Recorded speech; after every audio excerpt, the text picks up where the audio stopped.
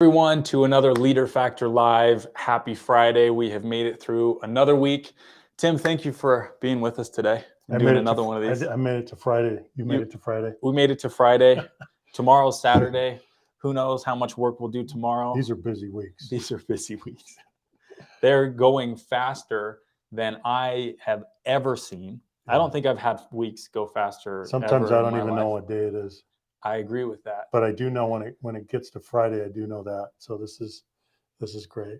Hopefully we can take at least a little bit of a breather, but we're going to end with a bang with the Leader Factor Live. So thank you for joining us from wherever you are. We would love to hear where you're joining us from. So go ahead and put your location in the chat on whatever platform you're on. If you're on Facebook, LinkedIn, YouTube, whatever it is, thank you for being here. Also, let us know if the quality is better this week on the stream. We've made a few tweaks to the setup. So if we're coming in loud and clear and the video's crisp, go ahead and give us a thumbs up and let us know. We want to make sure that we've got good production quality for you, and we've been doing everything we can in the background with our team to tune up the value of these Leader Factor Lives. So thank you for joining us. We want to start today with just a few. By the way, have you noticed, Junior? So you've got technology, iPad in front of you. Yeah. Look what I've got. Analog. Paper, analog, hard copy paper. What is this, like a generational difference? Is this what we're seeing? This is a physical representation of our generation. Just the artifacts that are in front of us. That's funny. Yeah. You know what I do like, though? I can't get away from physical books. I know. That's one thing I can't break away from. I can't either. So I'm all about the hard copy. My books, I have to highlight. I have to write in the margins. I like that. I have to. They're all messy, and that means I'm devouring those books, and I can't seem to do it any other way. I have a hard time doing that with digital copies. If you ever see any of Tim's books, they look like they've gone through the dishwasher, and hopefully that's a product of you going through and having all that stuff sink in, which I think it is. If my wife Tracy and I, if we want the same book, we have to get 2 copies. Yeah. Because we do it differently. So she's got to have her copy and I have my copy. Hers remains pristine. Yeah. And mine, not so much. I love that. Yeah. I love that. Use them. Okay, announcements. So we have an upcoming webinar, November 19th, Employee Engagement and Psychological Safety, which comes first. We're really excited about that one. It's a little longer format than these Leader Factor Lives, and so we dive topic specific into that. We'll spend about an hour with you, and it should be fantastic. So if you haven't registered for that webinar yet, please do so. You can do that at leaderfactor.com. You probably get our newsletters. If you don't get those, you can sign up on the website as well. And so we'll be plugging that over the coming weeks. So just know that that's coming November 19th. Employee engagement and psychological safety. It's been coming up a lot. Yeah. I've been getting a ton of questions about employee engagement, psychological safety, how they're related. Are they related? Mm-hmm. Is there some sort of sequence? Are they completely separate things? So I'm really excited to dive into that. One of your LinkedIn posts has been doing quite well over the last couple of days about environment enabling expression. Yeah. So if you haven't checked out that post, go follow Tim on LinkedIn and stay apprised of what he's doing in the world of psychological safety, putting out a lot of really good stuff. Well, hang on a second. Let's just make a comment on that. Environment enables expression. What are we saying here? We're saying that the environment comes first and it enables expression. Expression is actually what employee engagement is. And so if you're not investing, if you're not working on the environment, then you're not going to get the expression of employee engagement that you need. So the environment is this enabling precondition that allows employees to express themselves in contribution, in innovation and execution in many, many ways. So that's kind of a capsule summary statement of the cause and effect relationship, where psychological safety comes first, employee engagement comes second. Environment enables expression. So is another way to look at expression the acting out. It is. So if I'm engaged, so I'm going to act that out. Yeah. And that's a product of my environment. Well, how I express my engagement. It's partly a product of your environment, right? There are intrinsic factors. Sure. Right? Your internal locus of control. Yeah. There are also external factors. So we acknowledge that we have internal factors, Sure. we have external factors. But let's do the best that we can to work on the external sources of motivation, the conditions around us that will draw out our discretionary efforts, our productivity, our fullest contribution. That's what we're saying. Well, it's a combination of the two. I think it's interesting that you frame it that way, and it's a fantastic segue into the conversation for today. Yeah. So external locus of control, internal locus of control, environment, what happens inside us, that leads into our conversation today, which we didn't plan on that segue, but it actually makes a lot of sense. Yeah. So we're going to go ahead and share a couple slides with you today. And the first one is about the path of performance. And we call this skill plus will. So what we're looking at here on this slide is two axes. We're looking at skill on our y-axis, and we're looking at will on our x-axis. And the combination of these two things produces different outcomes. You have I won't over here. What do you think that represents? High skill, low will. Yeah, look at the combination. On the flip side, we have a box, I can't. High will, low skill. So Tim, it may be fairly obvious, but what is skill and what is will? And why is this combination interesting? Why is this something that we're even talking about? Sure. Well, and let's just make it really basic. Skill means your ability to do something. Competence. It's competence. Yeah. Your ability, your capacity to do something. Yeah. Will means your motivation, your desire to do something. So we're looking at the intersection. We're looking at the intersection of those two things. So on the chart, you could be anywhere in here in theory. Yeah. Right? So any combination inside this chart is possible. You could be pegged out in skill, but be completely unwilling. And you could be pegged out in will and completely unskilled. And so the ideal place to be, as we see here, is what we've labeled as the path of performance. Hopefully, our skill goes up, our will goes up as well. So Tim and I were having an interesting conversation about this very slide this week. And we were talking about sequence. And sequence is very interesting. So which of these would you say is more important? And we'll get to sequence in a second, but comment which one you think. It's pretty dangerous to ask a kind of a question like that. Yeah. A dichotomous variable question. Yeah. But I think here it's insightful. I do too. I do too. At the risk, at the hazard of asking that question, it's still pretty it's insightful. Let's talk about it. Let's jump into it. Let's jump in. Okay. So let me look at some of these here. We've got some really good comments. Thank you for your comments so far, everyone. Go ahead and keep putting these in. They're very insightful. And by the way, I'll just say this. Your skill-will ratio or combination, it's going to be different depending on what we're talking about. Yeah. What you're doing. Yeah. So you may go into areas where your skill goes way up and then it goes down. Same thing with your will. Your motivation is up over here, it's down over here. So we recognize that, that we're moving in and out of tasks or work or projects or things where this is going to go up and down. We got two comments that I like. John says skill can be imparted with more ease than will. Tanya says, I think will comes first, skill can be learned. Okay. And so we agree with this. And that was kind of the product of our conversation earlier, which was will has to come first. And if you think about it, the skill is the expression, if you will, no pun intended, of will.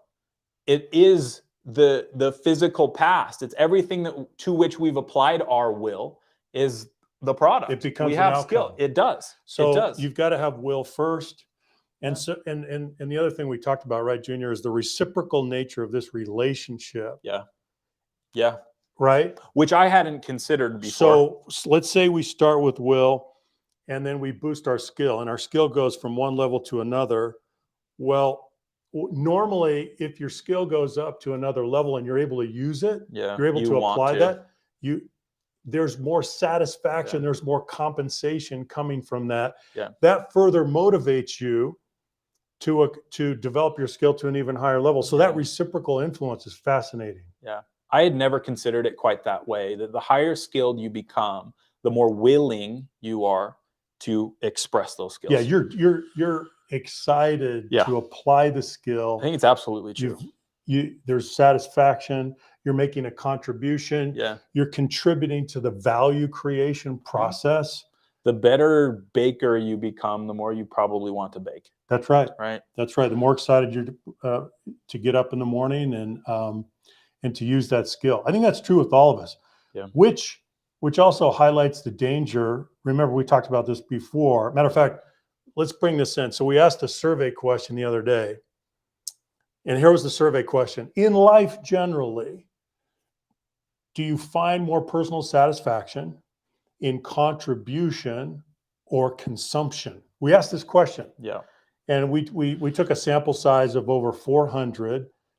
Talk about the results, Junior. This was, it surprised us. What do you all think the results were? It was pegged out. I expected it to be pegged out, but not that much. Yeah. So it was like, what was it, 98-2? It was 98-2. Yeah. So 98% of people found more meaning in contribution than consumption. No contest. Not even close. Yeah. But what was interesting about that, and we talked a little bit about this last week, is that it doesn't necessarily follow that that's what happens. Right. People don't necessarily do that, even though they think they feel that way. Yeah. But the reason that that's important is because people are saying that, you know what, it's a shallow or it's a transitory type of satisfaction that I gain from consumption. Yeah. It's not deep. It's not enduring. It's different. So what does this have to do with what we're talking about? Well, quite a bit, because as you increase, so here's another relationship. As you increase skill and will, both, as you move down this path of performance, what happens? You're able to contribute more. You can contribute more. Yeah, you can make a difference. You can make a difference. Yeah. You can't make much difference if you don't have skill and you don't have will. Yeah. You might say to yourself, well, I really like to. Yeah. Well, that's great. Yep. Go get good at something. Go get good at something. So it's one of the first pieces of advice that I give people when they say, you know what, I want to have influence on this team. I want to have influence in this organization. Yeah. I can see where we're getting wrong. We're getting off track. We need to course correct. Yep. And I say, time out. Yep. Time out. Okay. The first thing that you need to do is build a platform of credibility. How are you going to do that? Get good at what you do. Yep. Come to mastery at what you do so that people can respect you for your competency. If you haven't come to that place, people are not going to take you seriously. No, they are not. And you are not going to have the influence that you hope to have. No, and you're not going to have the participation rights in the organization, right? Those informal rights that people grant to you, they grant those on conditions of competency. Yeah. And so if you haven't invested, right, what's one of the other kind of the principles, mantras that we preach on our team, Junior, is find the prize, pay the price. That's right. Nothing's free. That's right. There's no back door. There's no shortcut. Forget about it. Don't even think about it. There's no workaround. Find the price, pay the price, build your platform of credibility, get good at what you do. And then you know what? People are going to start listening. Yep. And I want to point out that wherever you fall in this matrix is not an imposition of your environment. And that's why I thought the segue was interesting from the introduction to today's topic, which is that you, with an internal locus of control, you affect both of these. And you may say, wow, my environment's it's not providing the opportunity to develop my skills. Yeah. What do you mean? What do you mean? It might not be encouraging you the way that you would like in the best possible way, but who's to say that you can't go home and get better at something? Well, sure. Who's to say that you can't that you can't read and develop your skill set? Look at all of the assets around us. Look at the internet. It's impossible. You cannot convince me that it's a product of exclusively your environment, your skill Junior, level. we got to talk about this because in my lifetime, there's been a complete transformation. So when I was younger, when I was going through school, it was a matter of accessibility, accessibility Yeah, to access. knowledge resources, accessibility to knowledge assets. You couldn't get at them. This is pre-internet. Yeah, it's a great point. Right? It's a great point. Today, the limiting factor, Yep. the constraint. So let's apply theory of constraints here. Where do we debottleneck? It's not about accessibility. It's about motivation. Yep. The knowledge assets are there. Couldn't agree more. Everything's there. The Library of Alexandria and more, it's all out there. Yep. The problem is, do you have the will to go access it and then build your skill? That's the world that we live in today. Yep. And part of access is monetary, right? Look at all of the stuff out there that's free. Yeah. So it's not even physical access, or that barrier of cost isn't even there. Yep. So a book recommendation for you, Cal Newport, So Good They Can't Ignore You. If you haven't read that book, I think it's worthwhile. It's about this very issue of competence. Become so good that they can't ignore you. So I plug for that. I really like that book. Okay, should we move on to the next slide? Let's do it. Okay, the next slide is boredom or burnout. And we had a really interesting conversation on our team this week. Tim put this on the table during one of our morning huddles, and we had a very engaging conversation about this. So we have this band of high engagement that you can see runs down the middle of this slide. And on either side, on the left, you have boredom. On the right, you have burnout. So tell us about this. Where did this come from? Why is this important? Why should we care? Well, it's kind of a simplification of flow. So I think we've got to acknowledge the contribution of, and it's hard to get his name right, Csikszentmihalyi, but we have to acknowledge his contribution, because it's a bit of a synthesis of some of the principles that he talks about. So we have these, again, we're talking about a spectrum, and we're talking about poles on that spectrum or continuum. And at one end we have boredom, on the other end we have burnout. There's both ends are, what are they? They're pathologies. There's tyranny at the ends of the spectrum. There's dysfunction at the ends of the spectrum. So we want to stay away from those ends because they're not our friend. But maintaining high engagement in the middle is not always easy. No, it's not. How about never? How about never? I think about this a lot. If you've experienced one of these, go ahead and like the stream. You don't have to tell us which one, but I'm sure that for many of us over the last 24 months, it's been burnout. Yeah, it's been I know tough. Specifically in our case, we've been burning the candle at both ends in this arena of psychological safety. It's a category that is burgeoning, and maybe burgeoning is not even strong enough. It's exploding. Yeah. And we've been trying to keep pace, continue to put out valuable content, synthesize what's happening out there, and then put it into bite-sized pieces for all of you. We've been doing the certifications. We've been doing the webinars. We've been doing our client engagements. We've been, growing the team. We've been doing all of these things. And so at a very personal level, I felt that side of burnout. And it's interesting to me that how narrow that band can be. Sometimes there's not a lot of distance between the ends of that band of high engagement. You're on a thin edge, right? You can be. You can be. And I think of it as like a rev limiter. So if you think about the RPMs, and sometimes you redline and you bounce against the limiter, but you also don't want to let off so much that you lose that power band. That's right. That's right. And it's a very narrow band sometimes of RPMs. So forgive the analogy, but that's sometimes how I think about it. And so boredom is an interesting one. So let's start with that one. Let's start with that one. How do you combat boredom? What do you do? What are your strategies? And then we'll go to burnout. Okay. So for me, what does boredom mean? Boredom means there's nothing to do. You hear that a lot. Yeah.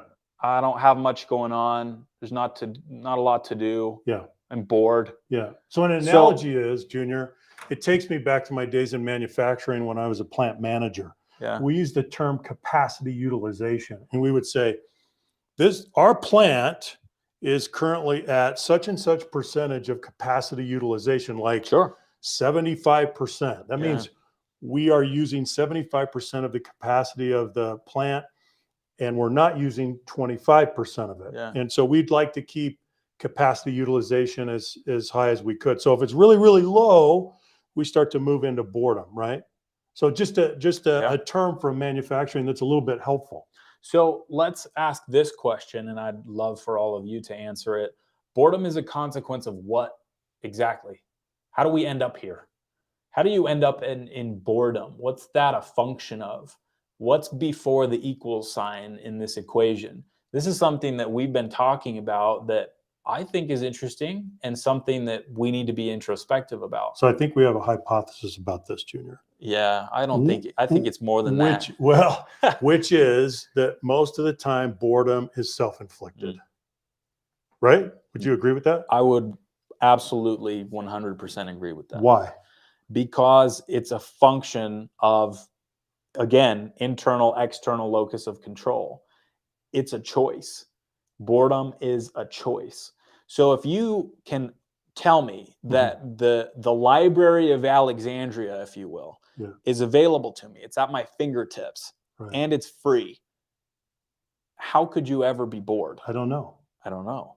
So all you have to do is go find another topic, subject, question, problem that's interesting, timely, relevant. And in an ideal world, also reinforces your skill set. Yeah. And dig into it. Yep. And dig in. Okay, but at work, a lot of people say, well, you know what? I have a low effort job. Sure. Here's my job description. Sure. Here are my tasks. I'm done. And so I'm bored. Yeah. Oh, hang on a second. Hang on. What do we do? Wait. What do we do? What do you do at that point? So this is where we have another concept on our team that we use a lot, which is act in your role, but think beyond your role. You are responsible to think beyond your role. You have a role, act in your role, but think beyond it. So think about how we create value. Get up in your hot air balloon, take a strategic view, and think about how could you add more value. And guess what? There's always a next step in quality and productivity and innovation. I mean, we never run out. No. We never run out of problems to solve. We never run out of innovations that we need to develop. So how do we get bored? You let yourself. Exactly. You let yourself get bored. And I know that may sound a little bit harsh, but it's something that we've thought a lot about. Yeah. And I've heard before, well, the environment that I'm in currently, it discourages creativity, or it's highly regulated. I have to do things a certain way. There's not a lot of room for autonomy and for me to do things my way. That may all be well and true, but there's almost always something that you can do. And it may be on the fringes of your role. It may be on the fringes of your responsibility. It may be even completely out of your domain. It may even come down to taking the trash out. Like there's nothing left for you to do. Well, let's find something, because there's always something there. So that's the boredom side of this equation. And we're of the opinion that boredom is self-imposed. There's always more to do. There's always more to learn. Even it's interesting. I'm going to go back to the manufacturing. Do you agree with this? If someone disagrees with this, please let us know, because we'd like to hear your opinion. So when I was a plant manager in manufacturing, we had two kinds of workers. We had production workers and we had maintenance workers. Okay, but I would further subdivide them. Sometimes they were doing monotonous work, but there were two kinds of people. They were all doing the same monotonous work, but some of them were not thinking as they were doing monotonous work. They were just passing the time. Others, as they were doing the monotonous work, they were working on a problem in their head. They were engaged in critical thinking. They were looking at processes. They were thinking about problems. They were thinking about throughput. They were thinking about quality. They were thinking about productivity. They were thinking about safety. They were thinking about all of these things, even though with their hands and their body physically, they were maybe doing monotonous work. And so you can always engage cognitively and intellectually on problems, even if you're doing monotonous work. So I would say multitask, dual monitor what you're doing, but there's always that opportunity. I mean, we all have tasks that we have to grind through that we don't like to do. It's a part of every job. It is. But you can still engage in interesting problems and challenges at the same time. So that's something that I've observed. You can. So burnout. Burnout. Let's talk about burnout. Okay. What's burnout to you? Burnout is you're pegged out and you're not, whether by choice or not, you are not respecting the principle of renewal.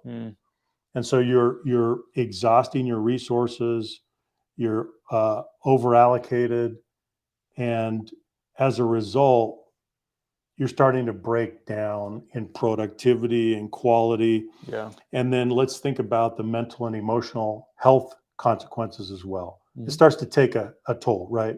It does. You're taking a hit. It does. This is particularly relevant since the pandemic began. What are we, 20 months into this thing?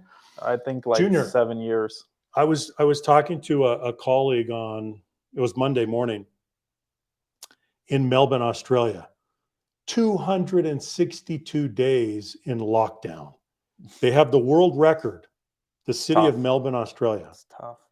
And I said, how was it coming out?